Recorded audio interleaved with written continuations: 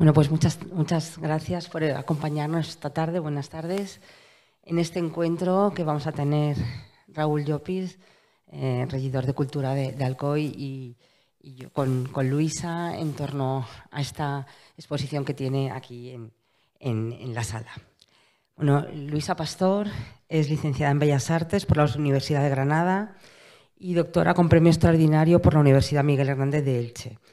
Entre sus becas cuenta con la beca de excelencia de programas especiales del Gobierno mexicano, estancias de creación artística en AMECIX, la beca de producción de la Fundación Bilbao Arte o la beca postdoctoral de la Universidad Nacional Autónoma de México, bajo la dirección además de uno de los curadores más reconocidos, que es Cuauhtémoc Medina. En 2020 fue la artista seleccionada para representar a España en la Bienal Paper Roads Women to Watch 2020 en el National Museum of Women in the Arts en Washington, D.C. Su obra se encuentra en colecciones como la Colección de Arte Contemporáneo de la Generalitat Valenciana, la Fundación Otazu o Ayuntamiento de Alicante, entre otras. Además de colecciones privadas en España, México, Italia, Francia, Estados Unidos, Colombia y Alemania. Actualmente se encuentra disfrutando de una residencia artística en el Centro de Creación Contemporánea de Andalucía, en Córdoba, para realizar el proyecto Eutropia Tectonic Voice junto al músico experimental Juan Cantichani, ¿no? El proyecto ganador de la beca C3A y DKV, que la tienen un poco secuestrada en Córdoba, pero bueno, la han soltado unos días para ir a Arco y la han dejado venir aquí al COI. Su trabajo artístico, en contra de la organicidad de la obra tradicional, recupera la capacidad poética y política del fragmento gracias a un cuestionamiento crítico de la fuerza denotativa y del lenguaje, que a través de un complejo proceso de ensamblaje demuestra los límites internos del juego en la representación, que siempre resulta insuficiente. De esta manera, Luisa construye universos ficcionales desde el humor y la ironía, invitando a una reflexión mucho más profunda acerca de los marcos de referencia que estructuran la realidad material del mundo contemporáneo. Para llevar a cabo su trabajo utiliza libretas de contabilidad antiguas como material principal, cuyas hojas trabaja con precisión y meticulosidad, y cuyos títulos no dejan indiferentes. La serie propuesta para la feria, para Arco, Plusvalía 23 3/4K, está compuesta de obras de papel realizada a partir del corte de las hojas de cuadernos de registro de contabilidad diferentes y pan de oro auténtico. Con estos trabajos pretende deconstruir de manera poética y conceptual la lógica económica que impone el Real Decreto del Plan General de Contabilidad, al romper, dislocar, desordenar o cortar el orden del discurso hegemónico. En definitiva, a través de una superposición heterogénea de fragmentos, su intención es construir un lenguaje alternativo que posibilite nuevos itinerarios de lectura, capaces de cuestionar el funcionamiento del sistema económico. Nosotros luego iremos un poco analizando tus obras. Ahora vamos a dar paso a un vídeo precisamente de la pieza.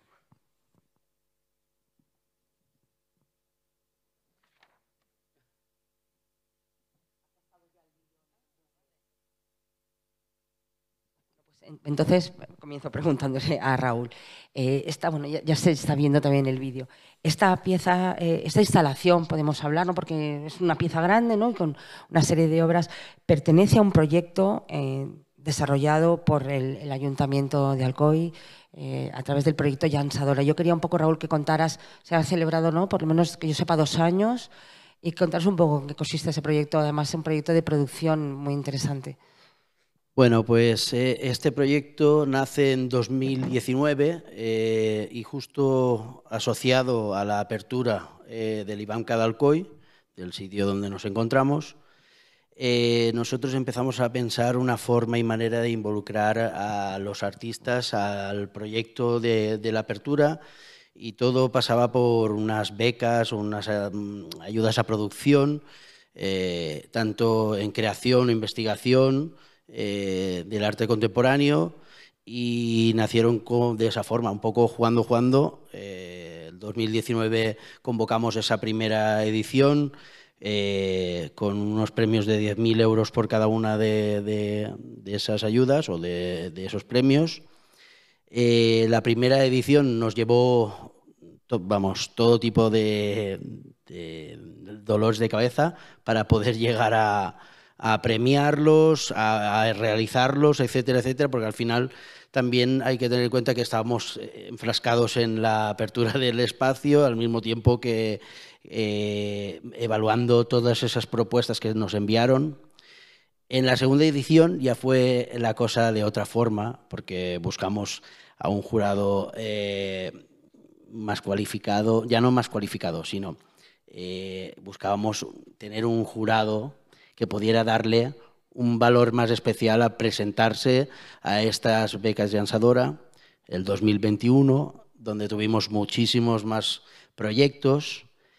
Y entre ellos estaba el proyecto de Luisa, que la verdad es que desde un primer momento creo que nos llamó la atención absolutamente a todos. El jurado en el que tú precisamente estabas, yo no participaba de él, pero sí que es verdad que había visto todos los proyectos y la verdad que desde un primer momento pensé que estaba muy ligado a la ciudad y que iba a tener un éxito seguro. En este año 2023 tocaría volver a convocar y vamos a convocar otra vez una nueva convocatoria de los premios Llançadora. Por lo tanto, aquellos que nos vean en el vídeo, esperemos que se puedan presentar muchos más artistas. Y la verdad es que estamos muy contentos del resultado porque pensamos que es una forma de posibilitar la creación de nuevas piezas, de nuevas obras, de nuevas instalaciones y además, en el caso, por ejemplo, de Luisa, poderlo ver en sala, como hemos visto también las otras propuestas. La verdad es que nosotros estamos muy contentos. Se lo he dicho muchísimas veces, creo que acertamos muchísimo en la elección de ese premio y ahora teniéndolo expuesto en la sala Netar del Iván Cadalcoy, en la planta del ayuntamiento, más aún, porque sabemos del éxito que ha tenido y la respuesta que tiene la gente cada vez que entra, le impacta la obra y aparte de eso, pues ve muchas cosas que le lleva a recordar pues el pasado industrial, ¿no? Que ha tenido Alcoy y al que tan vinculados podemos estar a través de todos esos papeles que ella ha trabajado, ¿no? Principio, yo pienso que eso es para poner un poco en contexto lo que son los premios Llançadora, ¿no? Yo tendría ya una primera pregunta para decirle a Luisa y creo que va vinculado con lo que he comentado. A mí me gustaría saber cómo te enteraste de esa convocatoria de premios y qué es o cómo has visto o cómo ves la propuesta por parte de una administración local de un nivel como el de Alcoy, en el que modestamente pensamos que es unas convocatorias bastante interesantes cuantiosamente y aparte de eso, cómo has visto también el seguimiento que te hemos podido llevar, cómo has estado trabajando también aquí, cómo lo has visto. Si has disfrutado del proyecto aquí en la ciudad de Alcoy. Bueno, buenas tardes. Muchas gracias a toda la gente que ha venido hasta aquí hoy y a la gente que nos está viendo en su casa. Respecto a la pregunta que me haces, la verdad es que yo siempre estoy viendo premios, o sea, siempre estoy viendo concursos. Es como el hambre agudiza el ingenio y siempre estoy buscando cosas, ¿no? Entonces, pues en una de esas que buscas, lo encuentras. Sí que es cierto que por la trayectoria que yo tengo, siempre trabajo con este tipo de documentos. Entonces, trabajar con documentación de la ciudad me parecía como... No estoy hablando de que fuera oportunista a la hora de hacerlo, sino que es mi trayectoria natural. O sea, si puedo trabajar con documentación de aquí, encima manuscrita, que nunca había trabajado, y encima de la industria, en una ciudad como Alcoy, con el molino, con la revolución industrial, o sea, yo me sentía súper cómoda con el proyecto, súper cómoda. Luego, claro, gracias a ti, me costó al principio encontrar coleccionistas que me quisieran vender la documentación porque la gente pues tiene miedo realmente a que se sepan sus cuentas y sus entradas y salidas de dinero, ¿no? Dentro del libro de contabilidad. Pero gracias a ti pues contacté con unas coleccionistas que me vendieron parte importante de lo que hoy en día se puede ver en la sala, ¿no? Como los fondos municipales de principio de siglo, como una pequeña libreta manuscrita de un tal Tomás Sempere. Entonces, bueno, pues me sentí muy cómoda porque tenía mucho material. De hecho, tengo en casa muchísimo material que al final he descartado. Yo creo que la posibilidad de que un ayuntamiento haga este tipo de actos. Me parece generoso, pero no con el artista, sino para el ciudadano. Me parece que aquí se está tejiendo la cultura, que la cultura no es solamente un concierto, que la cultura también es entrar en una sala y que esa sala te cambie, te haga pensar y que también le dé la oportunidad a una persona que está llevando una trayectoria dificilísima, como es el arte contemporáneo, la posibilidad de crear una pieza ex professo para un lugar como la sala que tenemos, ¿no? Que yo me siento súper cómoda porque no habría podido hacer la estructura, la Domus Aurea, en ninguna sala que no fuera como la que hay ahí, porque está todo el techo enrejado para poder hacerlo. Entonces, creo que el Ayuntamiento de Alcoy, en este caso la Concejalía de Cultura, creo que es un ejemplo y que los ayuntamientos deberían tener unos fondos como para tener una serie de becas, de convocatorias de arte, de adquisiciones, porque es patrimonio. Y al final, quien gana es el pueblo, es el ciudadano, y se crea una especie de pinacoteca donde van recogiendo una serie de legados, de huellas, de artistas que van a dejar su impronta en el municipio, como ha pasado ahora aquí, ¿no? Que comentábamos que la gente se siente cómoda. Yo me sentía muy cómoda con el proyecto, me sentía muy cómoda porque se fue hilando solo. Y los documentos eran tan bonitos, o sea, realmente los membretes, me resultaba muy fácil a la hora de componer, no como otras veces que es más áspero. En este caso es que tenía tanta información que podía seleccionar. Eso me pasa muy pocas veces. Entonces, aquí me he sentido muy cómoda. Entonces, respecto a la pregunta que me haces, creo que es un ejemplo y que se debería seguir. Creo que es una cosa que todos deberíamos tener en cuenta, ¿no? Que la cultura hace que crear personas que piensan, y eso me parece hoy en día muy revolucionario. Bueno, si hablamos de la pieza, Luisa, yo te conozco ya, tu trayectoria hace muchísimos años. Yo creo que así desde el principio, yo te recuerdo unida a esas libretas de contabilidad, es el debe y el haber, ¿no? Que ha sido pues, desde en otras épocas bordando, añadiendo pues, botones, dándoles vida, enriqueciéndolas. Y ahora, claro, eso te identifica a tu trayectoria. Pero si hablamos de esta, claro, has dado un salto al utilizar las libretas precisamente o los libros de contabilidad de aquí, de Alcoy. Pues un poco para todo el mundo cuenta dónde, ya les contesta un poco a Raúl, pero cómo lo utilizas es sobra. Yo te he dicho ahora, ¿es todo el original? Me ha dicho, sí, es todo original. Es decir, cuenta un poco cómo te lleva esa evolución de las libretas de contabilidad, yo digo que debe unida a tu trayectoria pues desde el principio, podemos decir. Pues mira, agradezco la pregunta porque es curiosa además. Bueno, yo estaba estudiando Bellas Artes en Granada en segundo de carrera y yo soy muy, o sea, de pulsión, ¿no? Necesito todo el día estar haciendo cosas. Y realmente los cuadernos de estos de Canson y tal, pues son muy caros. Y claro, para una persona como yo, que gasta tantos, mi padre me dijo, oye, ten cuidado, ¿eh? O sea, porque esto, vamos, esto tienes que tener cuidado. Entonces, un día paseando, claro, me imponía mucho el folio en blanco, porque a ver, ¿qué hago yo aquí? Como hago una mancha, esto es...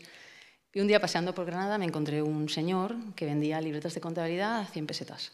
Y dije, oye, esto es fantástico, porque tengo un montón de hojas, encima numeradas, que puedo hacer como diarios de cosas encontradas y no me supone ningún riesgo. O sea, puedo tachar, romper, lo que sea, porque total...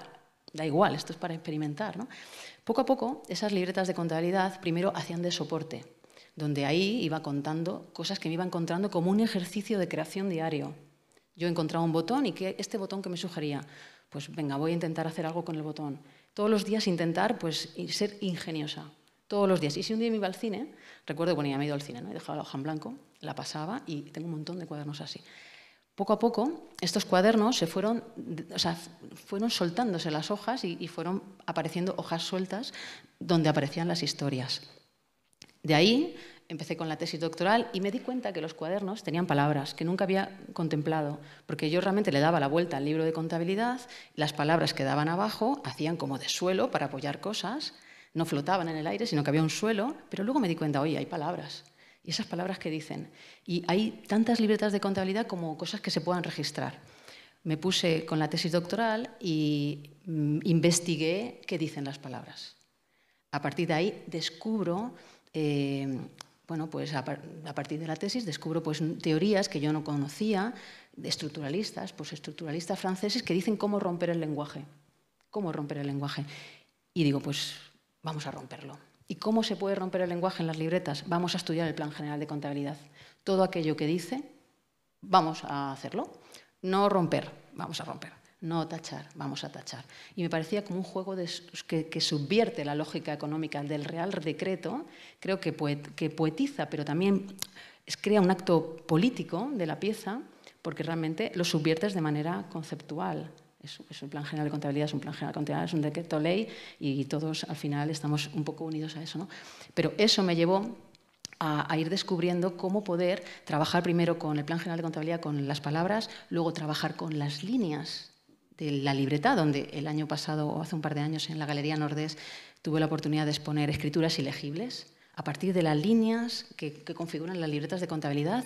De ahí pasé a trabajar lo que sería la condensación y el desplazamiento dentro de la lógica del lenguaje, cómo se desplaza a partir de un lenguaje a 3 voces, a 4 voces, juntando tipos de libreta que se salen de lo que es el papel de fondo, ¿no? y viajan, ¿no? O la condensación, como es en el caso de Arco, donde la pieza se contrae y se mete dentro del papel Hahnemühle y no quiere salir, es como un acto tímido de la pieza. Entonces es como más metafórico, es como una caja dentro de otra caja, dentro de lo que sería encajar la caja de la economía. Entonces yo creo que en toda mi trayectoria, a lo largo de 24 años que llevo trabajando con libro de contabilidad de manera obsesiva, creo que me ha ido llevando como muy natural. Y es que me da para pensar más cosas, o sea, es que no se me agota, es que sigo pensando en cómo hacer esto, cómo hacer lo otro. Y entonces, aquí el tema de Alcoy es un salto en mi carrera, porque las obras dejan de ser una obra para pegar, para colgar en la pared, donde hay un tornillo y un clavo, y son exentas. Las piezas forman un complejo escultórico de instalación, donde también aparece la escritura y donde también aparecen los recibos. O sea, se van incorporando cosas que tienen que ver con el cuaderno de contabilidad. Entonces, para mí ha sido importante el proyecto y también el proyecto aquí en Alcoy, porque Alcoy tiene tantísima documentación que me he sentido muy cómoda a la hora de hacerlo, porque me encanta trabajar con la documentación de la ciudad. Es cierto que mucha gente me dirá, bueno, pero es que es una documentación original y te la has cargado. Bueno, era una documentación que estaba obsoleta, cogiendo un montón de polvo, humedad y un montón de cosas que nadie se acordaba de ella. Nadie. Eso iba a acabar quemado. Ahora esa documentación es como que vuelve a tener vida, ¿no? Tiene otro tipo de archivo, se archiva de otra manera. Exacto. Entonces, no sé, creo que Alcoy era un sitio idóneo como para hacer el proyecto y la sala que tengo aquí en el Iván Cada, me parece que yo creo que es difícil que encuentre una sala que me dé la posibilidad de colgar el tejado como he podido hacerlo. Yo sé que no es fácil encasillar la obra de los artistas, pero a los historiadores, yo como historiadora del arte, nos gusta un poco tener, bueno, tu obra es claramente conceptual, utilizas muchísimo el lenguaje, el lenguaje, bueno, tal y como lo cuentas, ¿no? Viendo aquí todo lo que son las libretas, cómo las has trabajado, cómo las también has recortado o has creado esas cajas, ¿no? Con espacio, porque flotan en el doble metacrilato. Un poco cuéntanos en qué consiste la instalación. Porque vemos como una cubierta a 2 aguas. O sea, cuéntanos un poco en qué consiste toda la instalación. A ver, yo parto de una frase de Marx que dice: todos los sólidos se desvanecen en el aire. Y esa frase, cuando la leí, porque para llegar a esa frase, yo pasé antes por una exposición que justamente me comisariaste tú, Pilar, que es Dinero, mercancía, dinero, que es justamente las metamorfosis de las que habla Marx en El Capital, donde dice que bueno, pues el dinero al principio era un trueque, luego el dinero cambia y lo que es el trueque es el mismo dinero y luego llega la plusvalía, que es justamente lo que he presentado este año en Arco, ¿no? Entonces, a raíz de ahí sale esa frase. Y esa frase me da para pensar en el archivo de una manera liviana, como una manera que flota, como una manera donde el archivo no es denso. Una cosa tan densa como la economía y el libro de contabilidad y el Plan General de Contabilidad se desvanece y flota, de manera literal. Luego habría que entrar en otro tipo de especificaciones de la frase, ¿no? Porque ahí también habla de los trabajadores, una serie de historias, ¿no? Entonces, me parecía interesante rescatar esa frase y hablar desde ese punto de vista del archivo. Para eso lo que he hecho es configurar una especie de hogar. O sea, podríamos decir que entras en una especie de hogar deconstruido dentro de la sala, en donde tienes por una parte el tejado a dos aguas que flota. Flota a partir de un montón de hilos de pescar que apenas se ven. Entonces flotan en el espacio, donde el visitante puede transitar por debajo, un poco como el cuento de los tres cerditos, ¿no? Estás debajo de un tejado que al fin y al cabo es de papel, que no te protege, pero que es el tejado económico de la globalización, del capital y de todo, que luego llega el COVID y nos hemos dado cuenta que, en cierta manera, tambalea, ¿no? Una parte es el tejado, que está exento de los muros, y luego tenemos los muros, dos muros de carga que contienen dos piezas, una que le ha llamado palincesto, justamente por esa escritura, encima de otra escritura, encima de otra escritura, encima de otra escritura, donde Tomás Sempere, que no sé quién es este señor, pero bueno, de principio del siglo pasado, pues tacha y tacha y tacha en varios colores para que nadie sepa sus cuentas. Y ese cuaderno se va tejiendo con recibos de aquí de Alcoy, donde aparece siempre el sello de Alcoy. En todos los sitios, el sello o industrias, donde aparecen las fechas, se va tejiendo ahí, ¿no? Esa parte se puede ver por dos partes. Ese muro de carga se desplaza del tejado y todo está en el espacio desubicado. Y luego tenemos otro muro donde lo que hay es también un texto, un cuaderno completo a partir del concepto de caja de economía, pero una economía que deja ver al otro, en donde no está denso como el otro muro, que estaba denso, sino que aquí hay una caja en donde dejas ver al otro y el otro forma parte de la obra, la completa cuando está en el otro lado. Entonces, a partir de estos dos muros y este tejado, luego enfrente tenemos un friso corrido, todo, también con la idea de la flotación, ¿no? Donde las hojas están flotando dentro de esos imanes, ¿no? que las sostienen, de empresas alcoyanas que me parecían interesantes. O sea, de todo el archivo que he conseguido, me parecen súper interesantes, pero súper interesantes por la tipografía, por el cuidado, por los membretes, por ese cuidado que hoy en día ya no se tiene de las cosas como bien hechas, ¿no? Bien cuidadas, donde hay diferentes tintas y hablan de la ciudad. Ese friso es el que está mirando como esa domus desde fuera y habla de la ciudad de Alcoy. Entonces, es como una casa, pero se ha roto el concepto de casa, porque siempre dicen, una casa nunca empieza por el tejado. Y a mí esa frase también me gustaba, ¿no? Entonces, en cierta manera, lo que he intentado hacer es crear una deconstrucción también del concepto de casa, pero también, a la hora de hablar de la flotación, lo que son los cajones que contienen las piezas de carga, ¿no? Los muros, flotan también. O sea, están hechos de tal manera que la sensación al visitante es que floten. O sea, lo que es el armazón, abajo, no puedes verlo. Es como si estuviera flotando. Se mete hacia adentro y la caja flota. El metacrilato flota alrededor. Todo esto he tenido la suerte de trabajar con una empresa de arquitectura, Enrique Bizuete, que me asesoró cómo podía hacerlo para poder sujetar el peso del metacrilato, porque es muy gordo. Y cómo poder hacerlo de una manera para quitar y poner y que no se... ¿Sabes? Tiene un tipo de tornillería específica, es un tipo de madera específica y que tira la sensación metálica, ¿no? Porque aquí en Alcoy hay como que hay una industria muy importante del metal. Aunque tengo que decir que en unas conferencias que vine también hablaban de la madera, de la importancia de la madera. Hay muy poco, bueno, con las cerillas, ¿no? Pero también. Entonces, bueno, era una especie de trampantojo. Me interesaba mucho que fueran de metal, pero evidentemente pesaban muchísimo. Con Bizuete miramos cuánto pesaban y era muchísimo para meterlo en una sala y entonces al final conseguimos hacerlo así. Entonces eso sería un poco la idea de lo que es la exposición. Ay, perdón. Pero por eso quiero que para hacer la exposición, la instalación, además de tu idea, tu idea inicial, de la puesta en escena, ¿no? de esa idea inicial, has tenido que contactar con una empresa que te ha realizado una serie de cálculos, en este caso de cálculos de peso y demás, que también forma parte de todo lo que es la estructura de la obra. Es decir, que es mucho más compleja de lo que a primera vista, o sea, me refiero en cuanto a instalación, de lo que puede resultar. Y hay una cosa que me llamó mucho la atención desde el primer momento que vi la instalación ya colocada en sala, que es precisamente el tejado, ese tejado que tú en alguna entrevista ya lo has comentado, ¿no? La unión entre lo privado y lo público, También cabe la pena decirlo porque la gente verá documentos municipales y pensará que hemos estado abriendo el archivo municipal. En los archivos municipales por aquella época hacían 5 y 6 copias diferentes, donde a lo mejor los escribientes de la época o la gente que llevaba las contabilidades se los llevaba a casa, y hay muchos que están vendiéndose en diferentes mercados.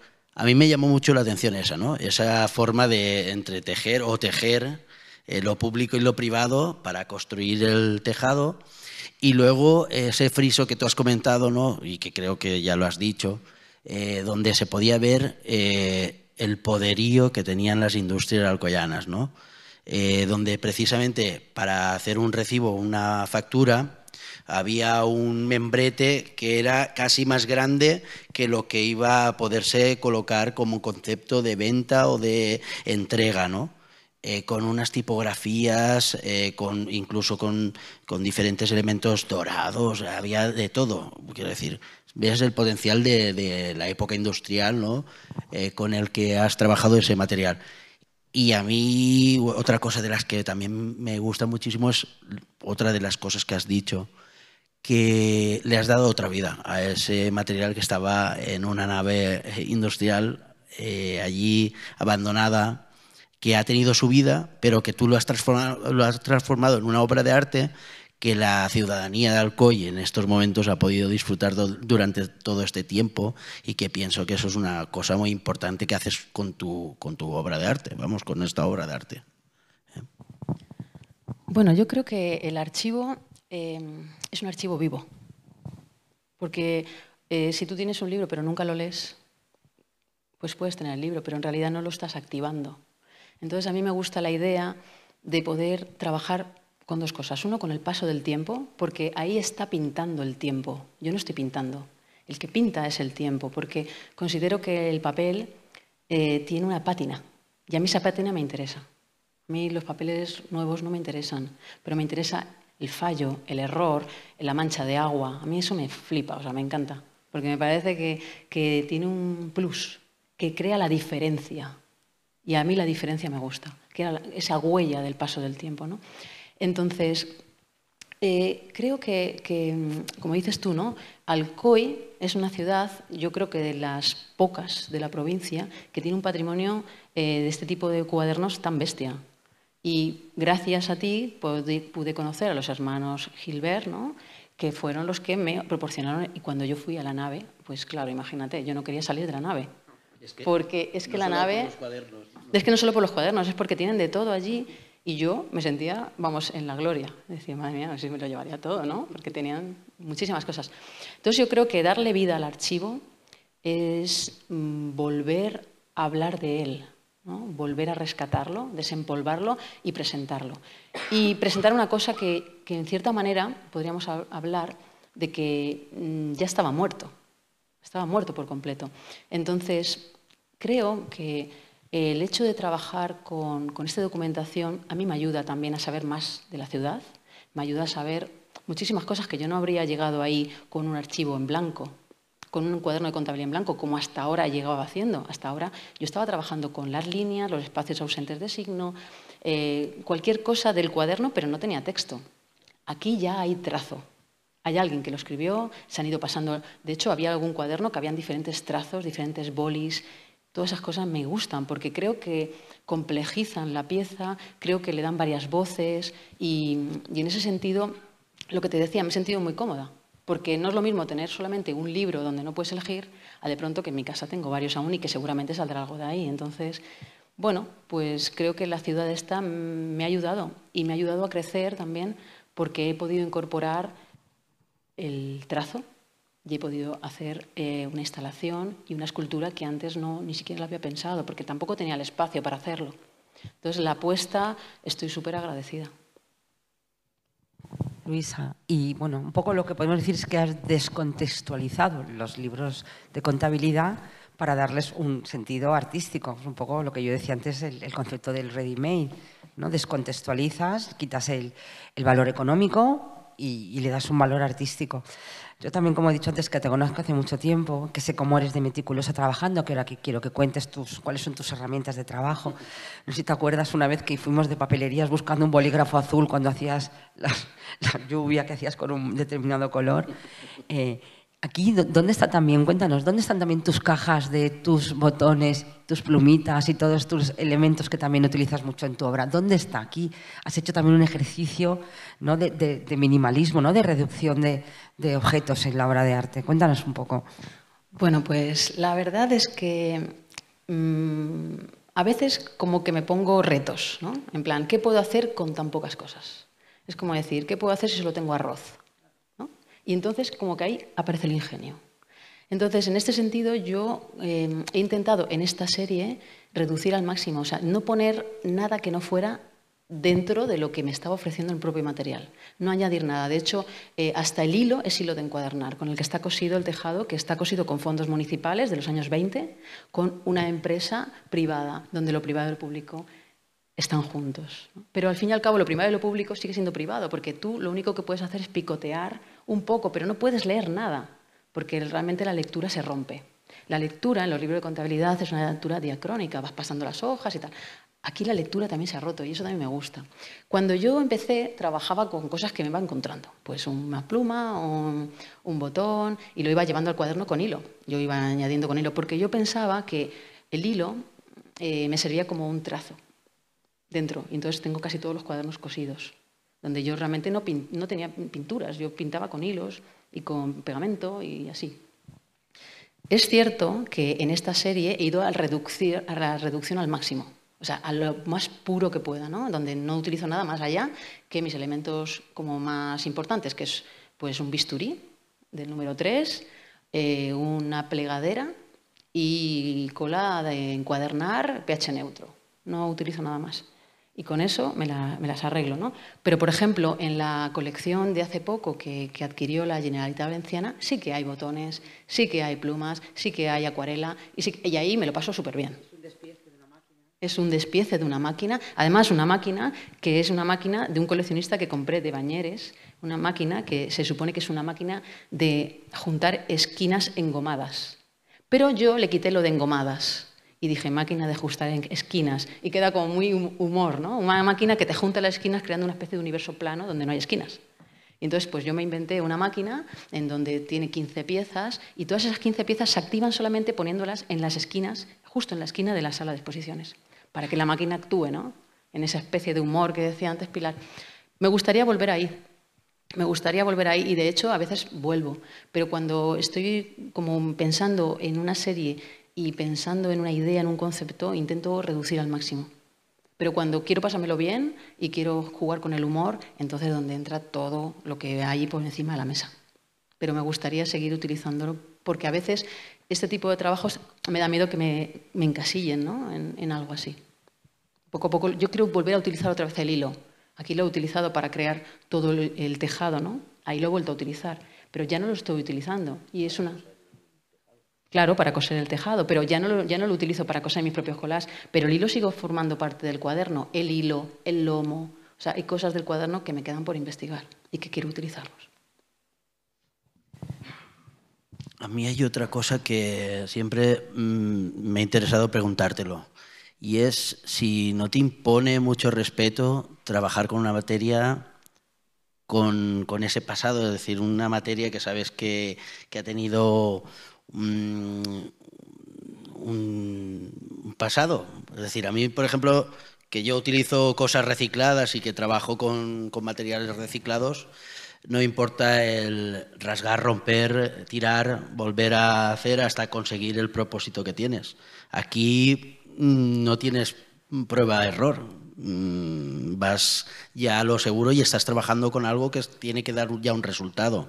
Entonces, lo que siempre he pensado es que a mí me causaría mucho respeto trabajar con un material antiguo, con un material que tiene un pasado y que sabes que en el momento rompas ya has perdido una parte de pieza de ese papel o de esa materia que debería generar tu obra. Bueno, un poco sí que impone, un poco impone, pero también eso también te da una cosilla ahí, ¿sabes?, que me gusta. Lo que pasa que antes de destruirlo, intento escanearlo. Intento escanear el archivo. Aquí, por ejemplo, en el Gil Albert me dejaron escanear todo el archivo que se utilizó aquí. Porque si alguna vez quisiera volver a ver qué pasó o quisiera saber más sobre ese cuaderno, lo tengo escaneado. Yo luego lo desmonto. Ahora, por ejemplo, en Córdoba, que estoy trabajando, creando una ciudad de papel con un artista sonoro que va a activar el papel a partir de un proceso analógico dentro de una mesa donde no se va a ver nada, va activando con motores, sensores y cosas así, donde va a activar el sonido del papel.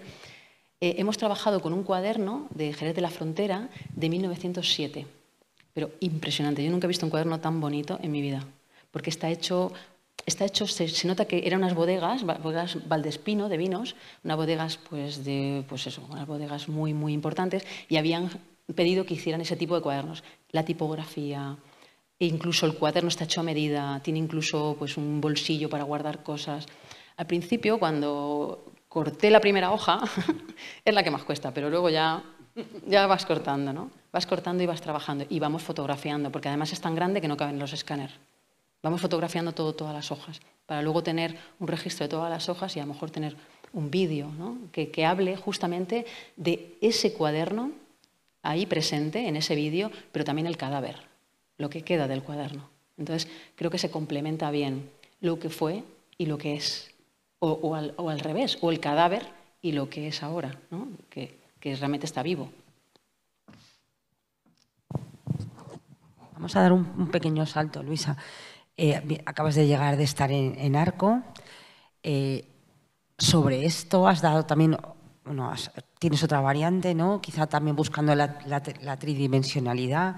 Has introducido el concepto de caja dentro de caja, de cajitas mínimas que haces tú con una paciencia infinita, a la que les aplicas, en este caso has aplicado oro, ¿no? De 24 quilates, también buscando ese efecto plusvalía que has comentado en la exposición que tuvimos en el Gil Albert de dinero, mercancía, dinero, y buscando partes de ahí, ¿no? De la utilización del pan de oro. Cuéntanos también, creo que empezaste esa serie a mostrarla en Bogotá, ¿no? Y ahora la has mostrado en Arco. Cuéntanos un poco cómo es ese salto, ese proceso a esa cajita dentro de la cajita, con toda la que has tenido de oro, que parece, bueno, la imagen recuerda un poco las obras de Klimt, con esa utilización también maravillosa del pan de oro, salvando las distancias entre la figuración y tu obra, pero sigues utilizando también la caja de la casa el libro de contabilidad para esas cajitas, ¿no? Bueno, pues yo creo que lo que es el proceso ha sido un proceso como muy natural. Porque ya te digo que una vez que hago el proyecto de Alcoy, ¿qué contiene? ¿Qué contiene el libro de contabilidad? Contiene mercancía. Si resumo qué es la mercancía, al final es economía. ¿Cómo puedo crear una economía sin que eso cambie, se modifique? O sea, yo puedo poner una moneda hoy y mañana que no sea.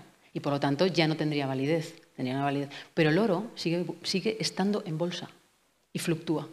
Y es una cosa universal. Entonces me parece que hablar de economía con el oro de 24 quilates me ayuda, porque no he cogido el de 22 quilates, que es más rosa, he cogido el que es más rojo, es el de 22 quilates. En realidad no son 22 quilates, son 23 3/4, que me gustaba mucho poner el título 23 3/4 porque hacía un guiño a que realmente no son 24, pero es que en realidad no está el oro puro de 24 quilates, siempre es 23 3/4, que lo compré a una empresa de restauración de Madrid. Y lo he trabajado a partir un poco de lo que pasó aquí en Alcoy, ¿no? Estas cajas primeras que veis aquí, pues que al principio están todas flotando, pero estas cajas de aquí me dieron que pensar en hablar justo de encajar la caja. Aquí encajo la caja, pero no se encaja del todo, porque sigues viendo al otro. Pero ¿qué pasa cuando haces una cosa densa y encajas la caja? O los libros de contabilidad no funcionan si no encaja la caja. Y a mí me interesa crear una hoja que contenga la deconstrucción completa del libro de contabilidad donde encaje la caja. Si para eso tengo que poner 3.500 cajitas o 5.000 en función de lo que me dé el libro de contabilidad, pues las pongo, porque sigo teniendo el libro de contabilidad presente ahí. El libro sigue siendo el libro. Lo que pasa que ha cambiado. Ya no es un libro donde pasan las páginas, es un libro que se ve en una única página que contiene todo.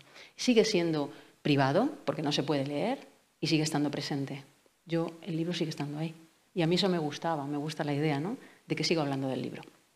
Lo que he conseguido con este tipo de... Bueno, claro, todos los sólidos se desvanecen en el aire, es de Marx, que me lleva a también un concepto como la plusvalía, que es dinero, mercancía, dinero, con una especie de comilla, que ahí esa comilla, según Marx, habla de que es la plusvalía. Dinero, mercancía, dinero, una exposición que hicimos juntas y que ahí es la primera vez que utilizo oro de verdad, donde hablo justamente de la caza ilegal de animales, de unos cuadernos de los años 70, en donde yo extraigo el animal del cuaderno en bloque y donde al final le meto una lámina de oro y pongo mercancía. Lo único que queda es la huella del animal y lo que queda es el oro de 24 quilates que me está hablando de que ese animal ha sido cambiado por dinero. A partir de esto, ¿no?, sigo investigando con el oro porque me da para pensar en el concepto de plusvalía y en el concepto de plusvalía de lingote. O sea, a la hora de hacer las piezas de arco, me gusta que la pieza de oro tenga forma de lingote porque lo que fluctúa es el lingote. Entonces tienen forma de lingote y están hechas a partir del concepto de adoración. Adorar, adorar. Yo estoy dorando, pero también estoy adorando, que es un poco lo que pasaba con el Duecento, el Trecento italiano, ¿no?, donde se adoraba el retablo, donde para adorar el... Exacto, donde se adoraba, pero también se adoraba. ¿Y cómo se adoraba? Se adoraba con el bol de rojo inglés. Debajo de ese papel, o sea, debajo de ese oro, he puesto rojo inglés, porque me parecía un guiño muy bonito a trabajar el oro, ¿no?, a trabajar el oro como en ese pensar mío de cómo lo hacían los de la Edad Medieval, ¿no? Exacto. Entonces lleva el papel, lleva el rojo inglés y lleva el oro. Y todo eso flota dentro de la cajita porque tiene un pequeñito cartón pluma que hace que tú no veas cómo flota, pero está flotando ahí. Flota porque hay fluctuación, porque el oro fluctúa. Y eso me gusta.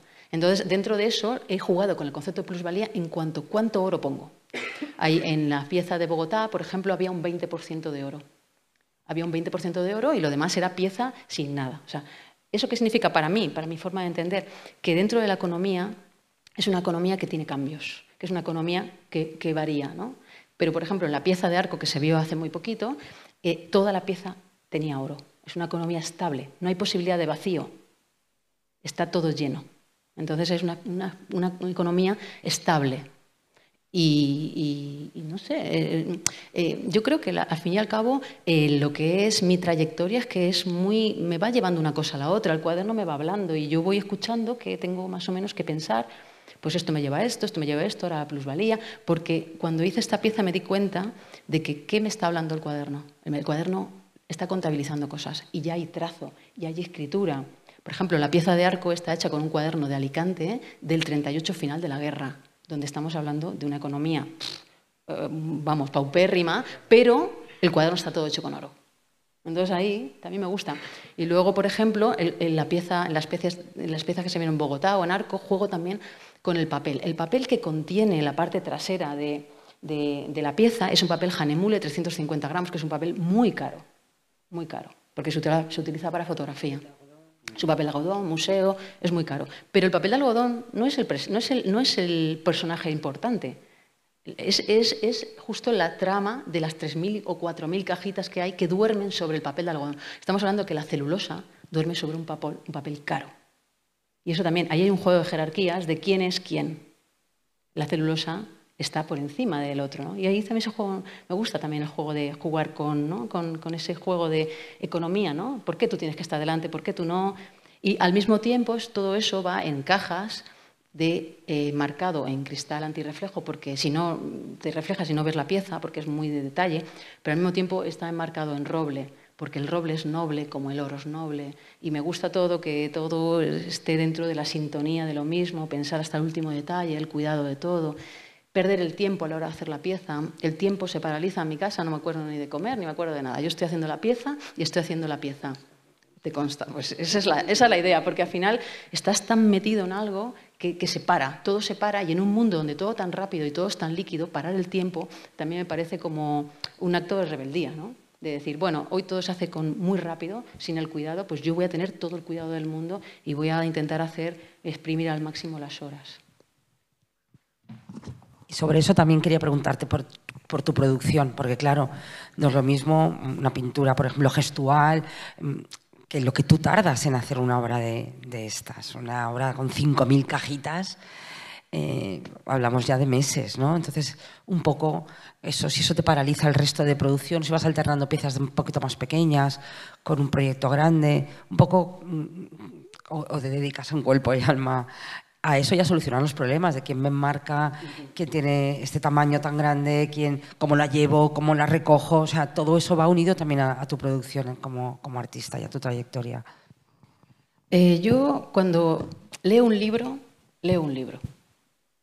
¿sabes? No, porque si empiezo a leer varios, al final no leo ninguno. Entonces me gusta que si estoy trabajando una pieza, me gusta concentrarme en la pieza, porque la pieza creo que habla y me va diciendo por dónde tengo que ir. Y si yo corto el diálogo, me voy a otra cosa, luego vuelvo y no sé dónde estaba. Entonces, prefiero hacer solo una cosa.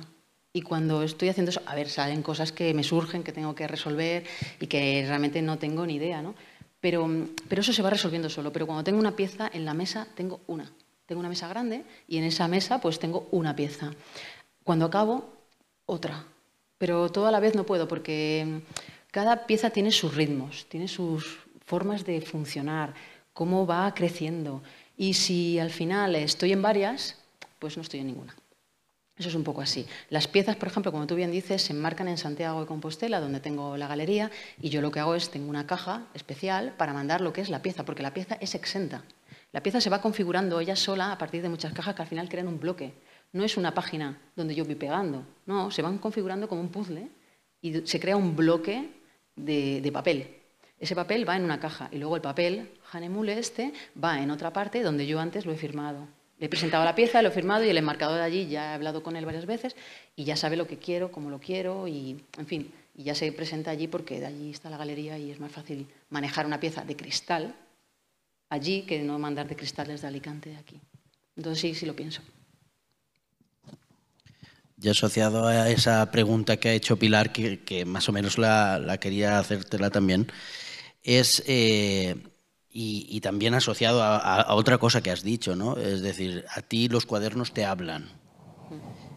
¿Cómo llegas a hacer las cajitas? ¿Tienes alguna medida? ¿Sabes cómo quieres hacerlas?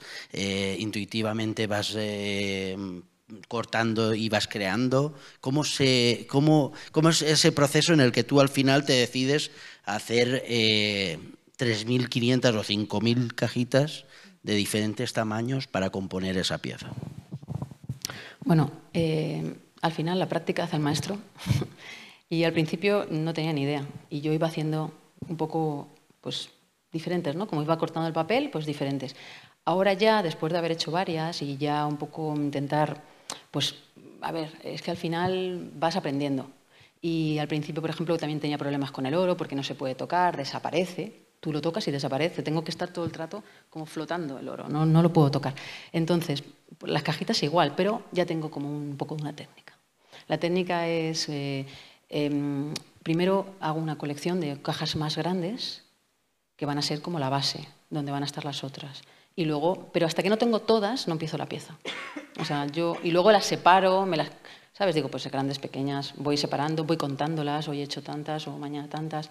Y una vez que tengo eso, voy creando ya el mosaico, primero de la base, y a partir de ahí voy jugando con condensar, la condensación de las cajas unas dentro de otras. Pero hay que tener en cuenta que esas cajas tienen líneas, todas. Hay otras que tienen texto, pero cuando tienen línea me gusta jugar con la línea y me gusta romper la línea. Es decir, si viene una línea por aquí, rompo, vengo otra línea por acá y también me gusta como que dentro de la pieza, toda la pieza juegue dentro a estar componiendo en microespacios la pieza para que la veas y no está hecha de una manera alternativa. O sea, yo voy componiendo porque me lo tengo que pasar bien, es que es muy grande además, ¿no? Y si no me aburriría. Entonces voy todo el rato componiendo.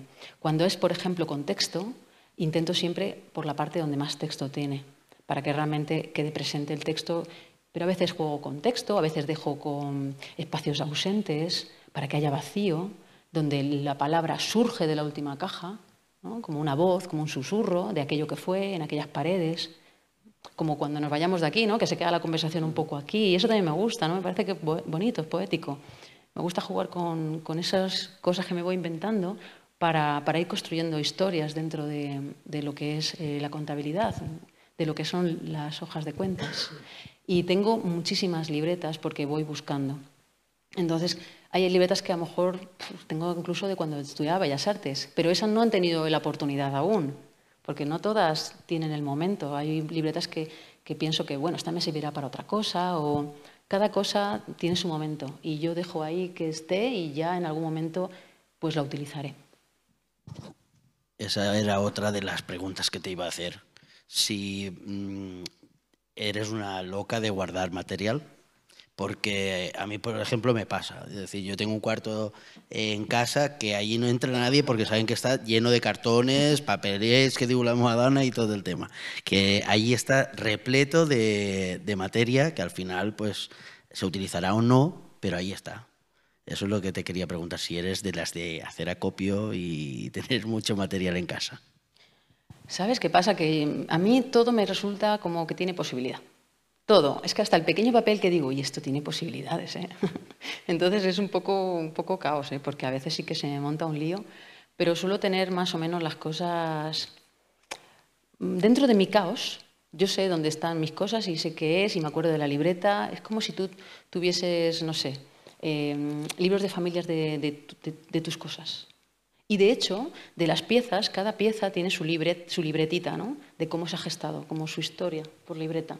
Entonces tienen libretas de cuánto mide, dónde la conseguí, como historias dentro de la propia, como si yo te diera el libro de nacimiento de esa pieza, ¿no? Y de cómo la he gestado y cómo he hecho, o cómo se han marcado, o cuánto ha tenido de no sé qué, o de pronto por qué he hecho esa, o de pronto investigo de quién era esa libreta y me da también un plus. Pero antes era más loca de guardar cosas, ahora creo que no tanto, pero también creo que sí, un poco. Ahora, Luisa, una pregunta un poco, solo de compromiso, solo un poco. Dime, ya sabes que yo siempre he ido detrás de que hicieras una relación de todas tus piezas, tener un inventario, cómo llevas ese tema desde el principio, lo que ha ido saliendo, lo que se ha vendido, lo que no, los coleccionistas. Eso para mí tendría un valor impresionante. Cuéntame, ¿cómo llevas ese tema? Yo soy un poco desastre para eso, la verdad. Tengo buena memoria y sé más o menos las piezas que tiene más o menos la gente. Las memorizo, pero hay algunas que no tengo ni foto, ¿eh? No tengo ni foto porque yo no controlaba mucho el ordenador hace bastantes años y borré unos archivos pensando que eran otras cosas y se borraron las fotos. Entonces hay cosas que no tengo. Pero bueno, luego también confío en que la galería pues tiene su lista como, vamos, es una cosa que tienen que hacer las galerías, ¿no? Tienen su lista de coleccionistas y en algún momento dado pues ella puede proporcionarme los coleccionistas que tienen las obras. Pero ahí sí que es cierto que yo en ese no tengo un control del todo de quién tiene las cosas, que debería tenerlo, pero no lo tengo. Pero bueno, mira, tomo nota. Nunca es tarde para empezar, ¿eh? Sí, nunca es tarde. Porque luego en un futuro no te acordarás. Ten en cuenta que ahora llevas una trayectoria, en los últimos años parece que ya vas saliendo un poco del ámbito local, ¿no? Que es otra de mis guerras con Luisa, es que no se presenta a concursos en Alicante, que se presente a concursos fuera. Y bueno, ya llevas 2 años seguidos en Arcos, eso son palabras mayores. Has estado en Washington, has estado en México, has estado en Bogotá. O sea, ya hablamos ya de palabras mayores. Yo creo que es interesante también para la hora de hacer tu trayectoria, tu seguimiento, pues un poco ver también, bueno, cómo has ido progresando. Antes lo que hablábamos, lo que se está contando, también me he acordado de cuando se está contando que utilizas la línea, la palabra. En la exposición del Gil Albert había una obra que me encantaba, que era los origamis que hiciste con los $, de curso legal, cómo cuidabas hasta que el ojito se viera, la cara. O sea, esa minuciosidad tuya también te lleva a esas cajitas también de diferentes tamaños que haces con paciencia, que se contáis por las noches en casa, cuántas has hecho hoy, cuántas no. Un poco ese trabajo también que te identifica, igual que te identifica en los libros de contabilidad, te identifica también esa pulcritud a la hora de trabajar, esa meticulosidad. Un poco... Es que a mí me gusta como el mimo, ¿no? Mimar. Yo creo que al final las cosas tienen algo de energía, ¿no? Y al final, no sé, como que si tú mimas algo, no se hace igual una comida que tarda 4 horas que una que tarda media hora, ¿no? Y ese mimo yo creo que en cierta manera se siente. Y a mí me gusta jugar con intentar... Soy pulcra, es cierto que soy pulcra, a veces me gustaría no serlo tanto, pero bueno, pues ya iré aprendiendo, ¿no? Pero sí que es verdad que por ejemplo, con lo de que me comentabas, que es una serie que se llama La forma del dinero, que es una colección de fotografías que parten de origamis que hice en México, ahí me di cuenta de, bueno, pues que estábamos hablando de lo mismo. Si es que al final los libros de contabilidad lo que contabilizan es dinero, ¿no? Y ahí jugaba con el dólar. El dólar, que es una moneda, pues que es la que está en bolsa, es la que todos los mercados al final, bueno, también hay otras ahora, pero en su momento, pues yo estaba jugando con esa porque estaba en México y en México, pues el dólar, pues funciona igual que el peso al mismo tiempo. Puedes pagar en dólares, en pesos. Y me gustaba mucho por la trata del animal, ¿no? Al final el animal, porque estuve en la frontera y tuve ocasión de enterarme de cosas de animales, ¿no? En extinción, pues, cosas así, ¿no? que me llamaron mucho la atención y que me sentía un poco impotente, ¿no? de cómo se trafica con el animal.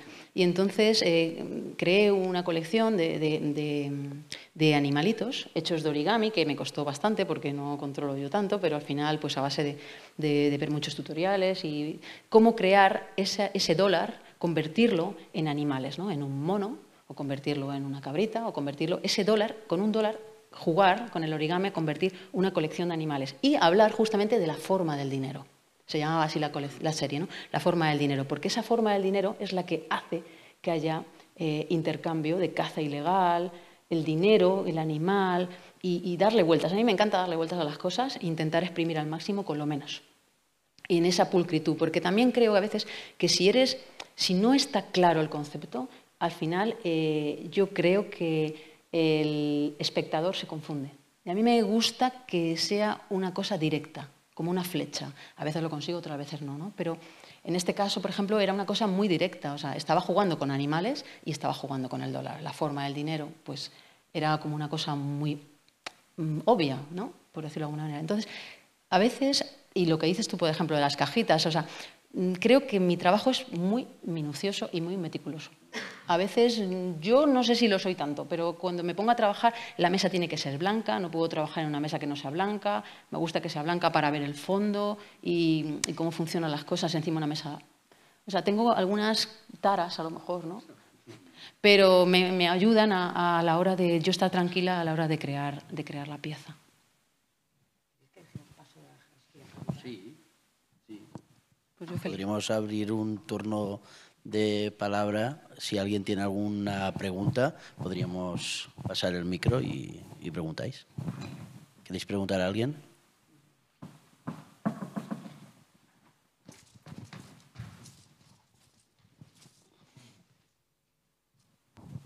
Gracias. Bueno, primero, enhorabuena. Me ha gustado mucho tu trabajo de aquí. Y no pensaba preguntar nada, pero me ha resultado curioso después de esta conversación. No sé cómo plantearlo sin que parezca algo extraño, pero me ha gustado mucho saber de dónde viene todo el origen de tu trabajo, cuál es el elemento principal, qué elementos manejas y cómo lo que no hemos hablado o no habéis hablado vosotros es de cuando tú ves una obra a lo lejos, antes de tu obra, vamos, digamos que un documento es una cosa que muestra, que enseña, que es lo que se ve en aquellos documentos que tú has puesto en la pared, ¿no?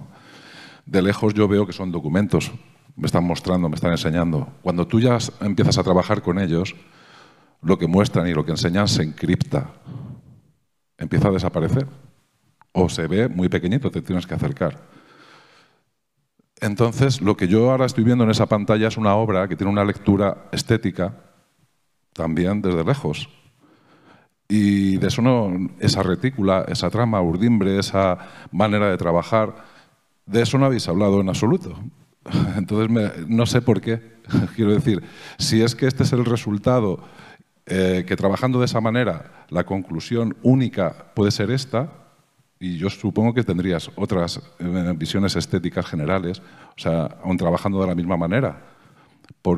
Y me resulta curioso que una obra tan fácil de reconocer como es la tuya, es, a lo lejos, de una manera formal, pues de esa conclusión, porque pues no sé, no veo que se le... te pregunto, que por qué me gustaría que me expresaras, porque yo veo una intención muy clara, una composición, y de eso, pues no sé, es como si no se le hubiera dado importancia. No sé si es así o no a la hora de hablar de tu trabajo. Pero te estás refiriendo a esta. Sí, a esta y en general. A cómo está compuesta en el espacio. Sí, a cómo está compuesta en el espacio, a esas cajas que tú haces, que tú elaboras, que luego tienen esta pieza, yo la puedo diferenciar de cualquier otra tuya. Entonces tiene estéticamente y a 100 metros de distancia. Entonces me gustaría saber que esa parte, que a mí, que trabajo mucho la forma, pues me interesa. La parte estética. Sí, bueno, estética. Sé que... por eso he dicho que no sé muy bien cómo plantearlo, pero quiero decir que es muy bonita, es una pieza preciosa. Es una pieza que las dos piezas, incluso la manera de mostrar el domo, todo, es muy bonito. Pero sí que antes, si yo fuera un espectador que no me ha dado tiempo a leer o a enterarme de que está compuesta, yo ya de lejos, acercándome, ya me está interesando, ¿sabes? Plásticamente. Entonces, inequívocamente, ahí hay una plástica muy cuidada y muy elaborada. Y creo que tú, pues, es la parte que me ha faltado en esta conversación para saber cómo la mimas o cómo la quieres. No sé si es una pregunta banal o no, pero... No, interesante. A ver, yo, no sé, hemos estudiado estética, pero no soy consciente de la estética en la obra. O sea, realmente a mí me va llevando. No me pongo a pensar qué es más estético. No lo pienso, porque si pienso eso al final yo creo que se constriñe la pieza. Yo creo que la pieza tiene que respirar. Entonces yo no estoy pensando en la parte estética. Lo que pasa que de formación hemos estudiado estética, ritmo, composición, equilibrio, todo ese tipo de cosas que al final yo creo que a lo mejor han calado de haber estudiado, ¿no? Yo cuando planteo esta exposición, yo la pienso mucho, ¿eh? O sea, yo la tengo muy pensada.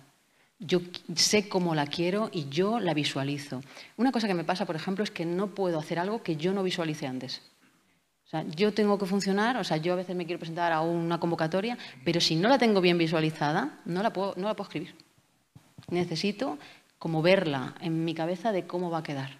Y en este caso tenía muy claro lo que quería hacer y quería jugar con el espacio y con romper el concepto de casa, de hogar, dentro de un espacio como este, ¿no? Como un museo donde al fin y al cabo están los cuadros aquí y cómo romper con eso dentro de la sala. La composición es una composición muy clásica, porque realmente lo único que hago es hacer una relectura del concepto de casa, deconstruyendo el propio concepto. Pero a mí me gusta mucho el equilibrio y juego mucho con el equilibrio. Entonces, a mí las cosas que se desequilibran me ponen un poco nerviosa, a no ser que sea controlado o a no ser que esté componiendo con otra cosa que equilibra por otro lado.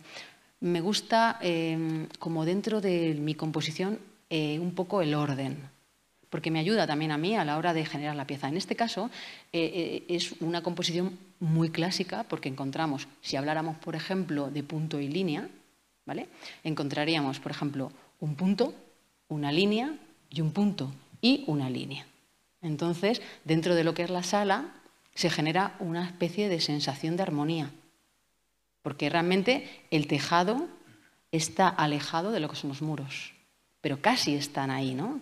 Entonces, no es que yo haya puesto todo en una esquina, juego con también cómo podría hacer que el visitante entienda bien lo que yo quiero decir componiendo de una manera sencilla, sin dejar todo en una esquina o componiendo... No sé, me gusta la idea de que la composición dentro de la sala esté equilibrada. Y de hecho, uno de los muros, los tuvimos que mover varias veces porque no estaba en el centro.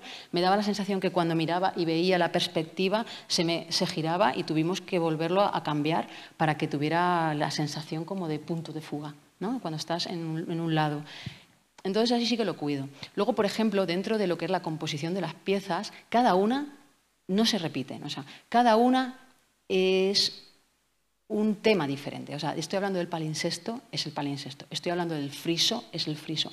Estoy hablando, por ejemplo, del rizoma, de cómo es rizomética la pieza y tal, es otra cosa. Y luego cómo la domus se genera ella sola. No estoy repitiendo algo. Yo creo que, aunque pueda parecer que sí, porque las piezas flotan, cada una tiene su propia diferencia y su propio concepto dentro de la pieza. O sea, yo lo voy maquinando todo antes de presentarlo para hacer un proceso de reducción, de limpieza visual y que sea como muy directo. Entonces sí que a lo mejor lo pienso, pero no soy tan consciente de que lo estoy pensando a nivel estético. Y luego a la hora de componer, por ejemplo, las cajas, pues al final el cuaderno me da para pensar en la caja como caja económica, como caja de la economía. Y se puede hacer. Me preguntaba Raúl antes, yo los hago de una manera natural y más o menos me salen de 1 centímetro. Por ejemplo, ¿no? Todos estos, ¿no? Están todos más o menos igual, de altura. Pero, por ejemplo, ahora lo que estamos trabajando en Córdoba, vamos a intentar que haya una especie de meeting point, de zona donde las cajas suben, ¿no? Para que dé sensación más de ciudad. No sé cómo va a quedar, pero es una experimentación también y me gusta la idea de crear un reto que no me suponga repetir una cosa que ya sé cómo va a funcionar. Claro, eso es que acabas de decir, que te dé una sensación más de ciudad, eso también es a lo que me refería, ¿no? Ahí hay una... por ejemplo, la pieza, el muro del frente, cuando lo estaba viendo un mapa desde arriba, ¿sabes? Claro, luego te acercas, sabes que no es un mapa, pero lo que te está evocando es esa cosa plana de algo que puede ser muy espacial, de algo, y de hecho cuando levantas una pestañita y provoca una sombra, te está ya sugiriendo que eso puede ser, pues en ese sentido iba la... No, claro, y cómo afecta la luz a la pieza, ¿no? Claro. Porque no es plana, al final, cómo va creando la sombra, y cómo proyecta en el suelo. Sí. Y el hecho de que sea todo ortogonal, ¿no? Pues todas esas cosas... Desde el punto de vista de la construcción formal, ¿no? Es octogonal porque es justamente el espacio para la escritura. Claro. Entonces yo no he querido cortar la escritura de ese espacio y he dejado el espacio para la escritura. En otra ocasión las corto, por ejemplo, ahora en Córdoba la estoy cortando, pero aquí quería que se viera el texto y no cortar nada de lo que tienen como el asiento contable, no sé si se diría así, como el espacio donde está hablando justamente de ese momento de la economía de la empresa en ese recuadro y dejarlo presente. Entonces no lo he querido cortar, por eso tienen esa forma tan rectangular. Y cuando antes estábamos viendo la pieza en su sitio y has dicho, mira por aquí detrás, y es cuando se ve cómo se solapan un papel con otro, y es como en pintura cuando saturas un color, ¿no? Que cuando empiezas a poner más y más acabas saturando, pues aquí se satura ese documento. O jugar con la veladura, ¿no? O jugar con la veladura, claro. Sí, me gusta la idea de que de pronto como que se retroilumina y puedes ver el juego dentro de esas cajas planas, como decía antes Pilar, que prácticamente la caja se ha hecho plana, no tiene dimensiones, pero al mismo tiempo tiene las dimensiones que pueda tener justamente esa veladura, ¿no? Claro. De diferentes tonos que le da la luz y que la pinta y que va jugando con ella y que crea la tridimensionalidad a partir de la luz. Esa es a la estética que me refería yo, al hablar de... Tú estás resolviendo con un material que al final es un objeto y tiene una estética. Entonces, igual que, por ejemplo, esas luces que está proyectando, que parece casi como un lenguaje digital, lo que está proyectando, ¿no? O cuneiforme. Sí. Exactamente, lo cuneiforme. Claro. Sí, como si fuera casi... pues eso de un código. Pero es que estos libros tienen códigos para entenderlos, ¿no? En el debe haber saldo. Si no lo sabes leer, no funciona. Y también me gusta la idea de crear nuevos tipos de códigos dentro de la pieza, que el espectador los activa en función de lo que sepa o lo que quiera saber o si quiere saber más. Yo creo que cada uno activamos las cosas a partir del bagaje que traemos con nosotros y eso me gusta. Por ejemplo, tú lo activas de una manera, yo lo activo de otro y en ese sentido a mí me gusta que la pieza se mantiene viva. Luisa, es que yo también pienso que en esa lectura, bueno, esas múltiples lecturas, hay a un visitante que lo que le interesa es el resultado plástico, otro que a lo mejor se va a intentar leer los documentos para ver si reconoce algo o tiene cada uno tiene múltiples lecturas y cuando hemos entrado antes a verla, y aquí también se ve en la sombra que hace, ya te he dicho que a mí ya me recordaba la sombra desde detrás de la obra, el juego ortogonal que luego vas a hacer con las cajas. Esa sombra ya nos está recordando al salto a las cajitas dentro de las cajitas. Es que yo creo que es el germen de esta exposición. Por eso estoy tan contenta, ¿no? Porque creo que aquí se germina algo que ha dado fruto en Arco el año pasado o en este año a partir de esta exposición. Por eso a veces tienes como hallazgos, ¿no? Y yo creo que aquí tuve el hallazgo de encontrarme con ese concepto y llevarlo a cabo de una manera formal.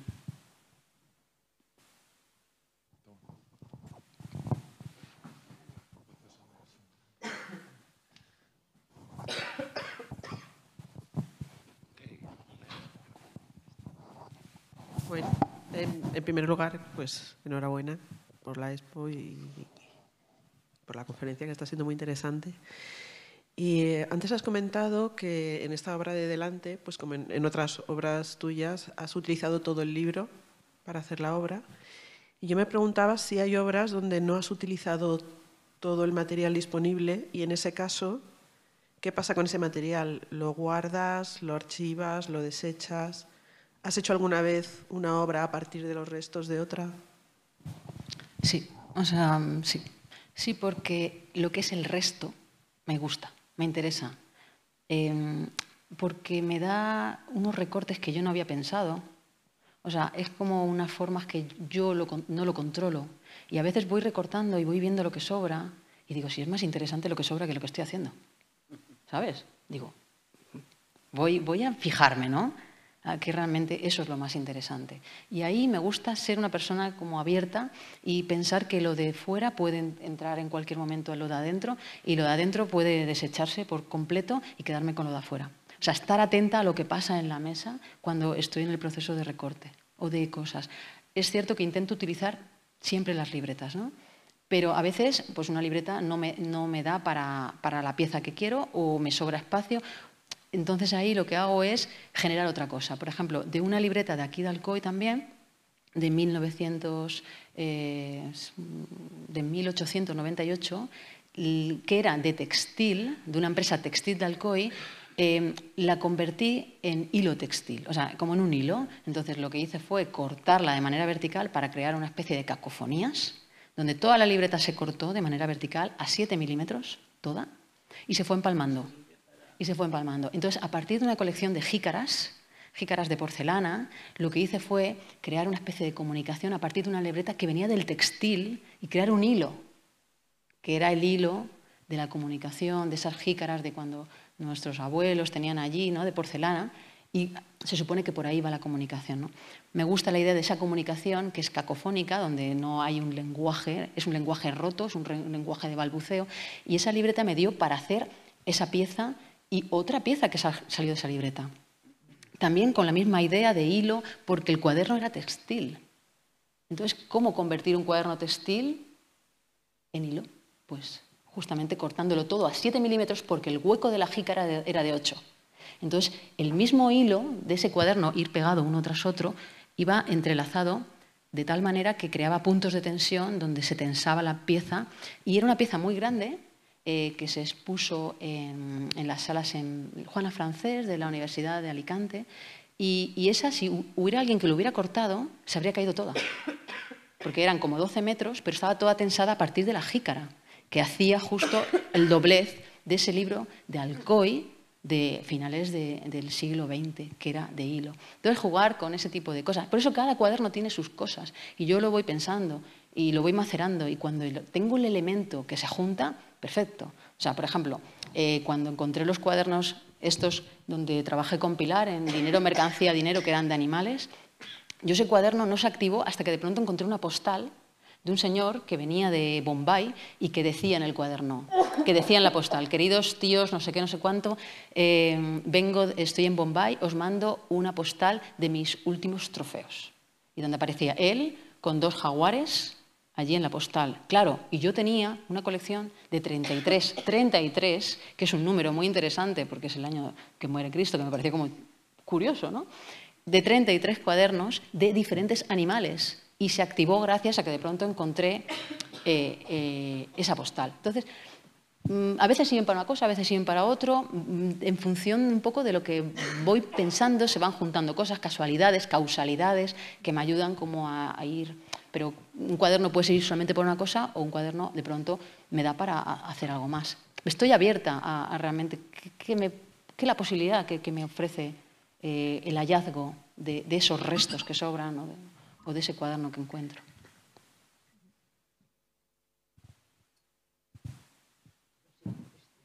Ay, pobre.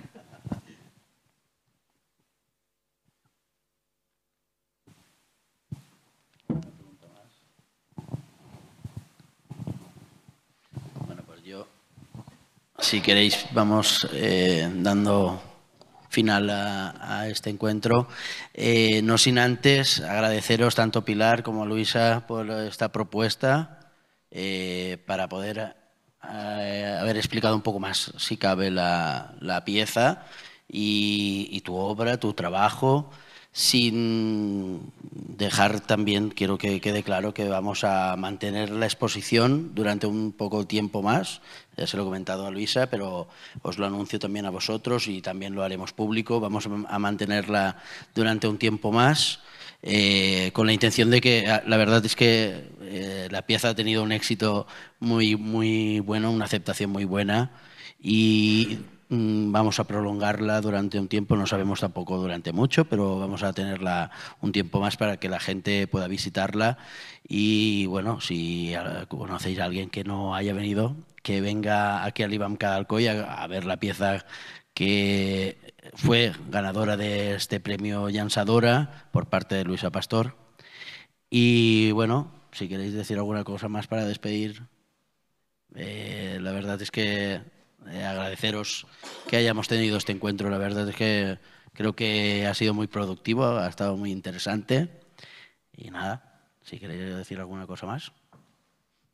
Bueno, yo quiero dar las gracias a todas las personas que han hecho posible pues que yo haya podido hacer la exposición, porque al final una exposición es la suma de muchas ayudas, no solamente económicas, sino también pues, de muchas ayudas de gente que está ahí. Mi padre, por ejemplo, me ayudó a colgar todo el techo, que eso fue una locura, colgar el techo. O sea, mi familia, mis amigos, o sea, conversaciones infinitas con muchísima gente a la hora de cómo llegar de una manera pues como minuciosa a la idea, o cómo compilar, o en fin, que al final, o por ejemplo, la señora que me ayudó a coser todo el tejado, porque al final no entraba en una máquina, tuve que ir a por una máquina industrial.